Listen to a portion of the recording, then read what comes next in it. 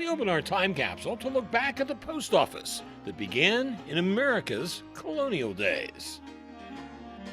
Starting even before the United States was a country, mail has been delivered by almost every means of transportation, depending on the era. The Pony Express, where riders on horseback handed off mail pouches between Missouri and California, is one. Specialized post office rail cars was another.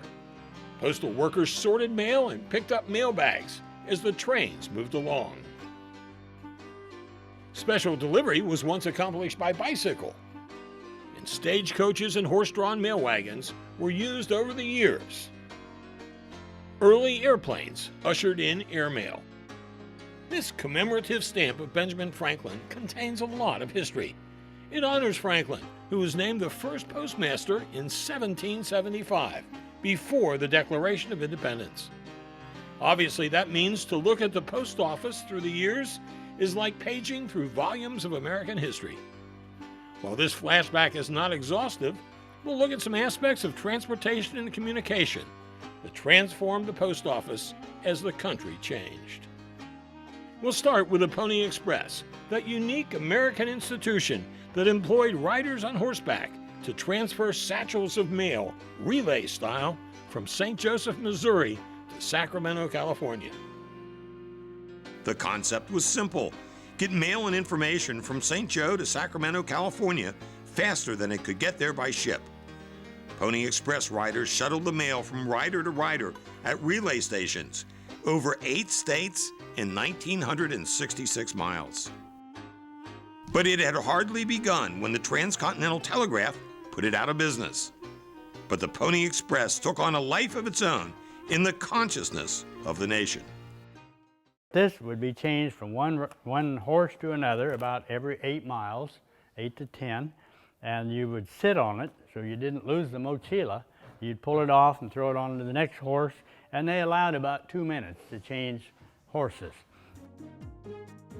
In the 20th century, planes moved the mail. Airmail service officially began in 1918 and lasted until 1977. But there were experimental flights even before the official start.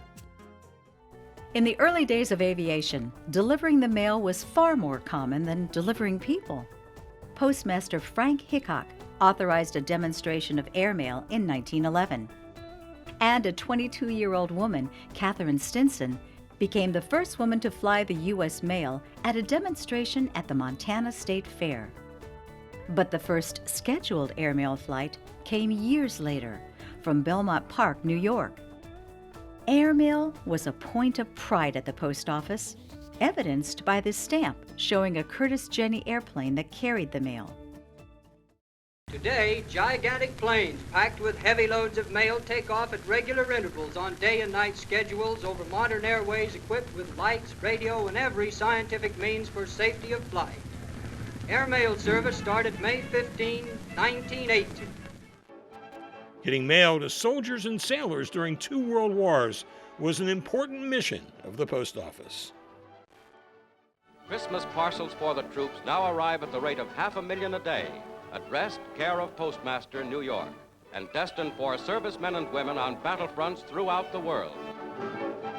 It really took some doing to get sailors their letters from home. Mail for the fleet. United States Navy postmen sort out tons of parcels and packages for sailors scattered over the 7 seas. Routed to the far-flung battle stations, sacks are loaded on a mail ship for delivery at sea. A destroyer alongside, ready to pick up mail for its own crew and for other ships of the group. Without altering speed, mail is delivered on deck by breeches boy from mail ship to destroyer.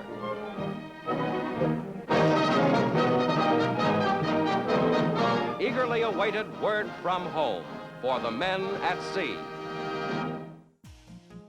And even in the 20th century, the RPOs, railway post offices, became part of post office legend.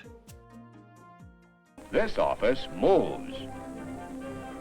People's mail, going someplace, coming from someplace. People's possessions, things they are buying, selling, or giving away, on the move. most exciting thing about handling mail, when you stop to think of it, is that each letter contains a person's thoughts, his hopes, business, love, and promises, neatly folded in a tiny package. Obviously, mail has changed over the years. Cell phones and the internet have drastically reduced the need to communicate by letter. But the U.S. Postal Service is still going strong and still proud of its history.